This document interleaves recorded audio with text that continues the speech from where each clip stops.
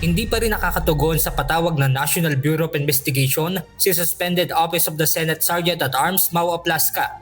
Matatandaan na ipinasabi na ito ng NBI matapos ang Senate shooting incident at ang pag-alis ni Senator Ronald Bato de la Rosa sa Senado noong May 14 ng madaling araw. Ayon kay NBI Director Melvin Matibag, sa ngayon ay wala naman anila silang itinakdang eksaktong petsa para sumipot ito sa kanilang tanggapan.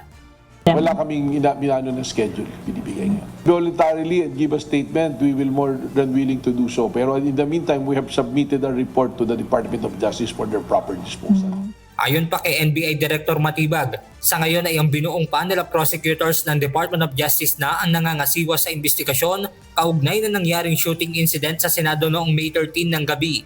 At lahat kami ng involved na doon sa Senate, hindi lang nung May 13, pati yung May 11, was already interviewed by the panel of DOJ. So we cooperated on that and we leave it to the DOJ kung what will be their recommendation and findings.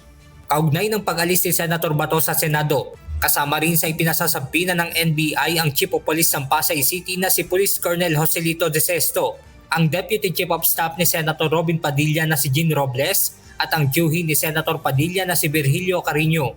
Pagtitiyak ng NBI na tuloy-tuloy din ang kanilang ginagawang monitoring sa mga posibleng lugar kung saan nagtatago ang senador. Benedict Samson, humahataw sa balita ngayon.